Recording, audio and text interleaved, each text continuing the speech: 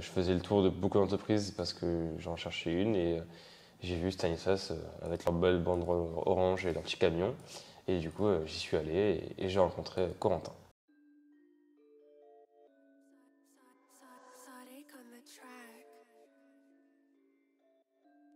Alors, je suis en BTS assistant technicien ingénieur. Pour expliquer, c'est quelque chose qui regroupe beaucoup de milieux parce que l'ingénierie c'est polyvalent. Ça peut être en mécanique, en électrique. Je suis aussi en alternance du coup parce que même s'il y a le BTS en scolaire, l'alternance c'est ce que j'ai préféré. Par conseil de la part de mes aînés et des gens que je connais aux alentours de moi, parce que j'ai eu des retours de personnes ayant pris des BTS assistant technicien ingénieur qui n'avaient pas fait alternance et ils étaient très bons au niveau calcul, niveau logique, mais il leur manquait le côté pratique, le côté manuel, le fait d'avoir vu le terrain et du coup c'est pour ça que j'ai choisi de faire alternance pour pouvoir avoir ce côté scolaire et ce côté expérience en alternance. Au forum Industria à Acropolis, je faisais le tour de beaucoup d'entreprises parce que j'en cherchais une et j'ai vu Stanislas avec leur belle bande orange et leur petit camion et du coup j'y suis allé et j'ai rencontré Corentin.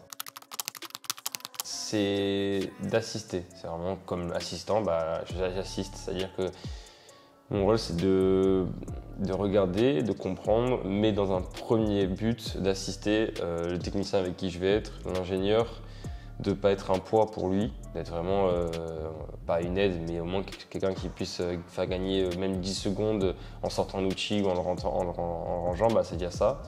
Ou comme là maintenant, quand Corentin me demande de l'aider sur un projet, sur un plan, sur un logiciel, lui permettre de gagner 1 ou 2 jours si je peux et aider tous les techniciens et ingénieurs.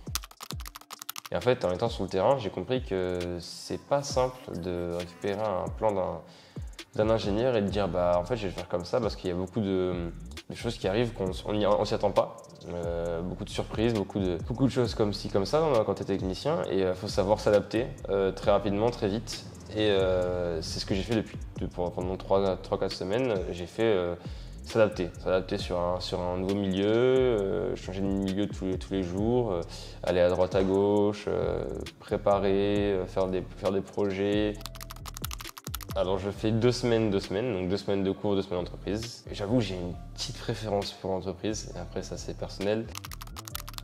Le seul inconvénient que j'ai vu pour l'instant, c'est la vision des gens par rapport à l'alternance. Parce que les gens vont dans l'alternant un stagiaire, une personne qui est en dessous de l'employé. La différence, c'est l'expérience. L'alternant, la plupart du temps, n'a pas beaucoup d'expérience comparé à un employé qui est là depuis quelques années ou quelques mois. Et les avantages, c'est qu'on apprend beaucoup de choses. Que ce soit, moi, j'ai appris à souder vraiment à l'arc, sachant qu'avant, je soudais en TIG. J'ai appris à souder à l'arc. J'ai appris beaucoup de choses que les gens ont appris par leur expérience et non par leur année en scolaire.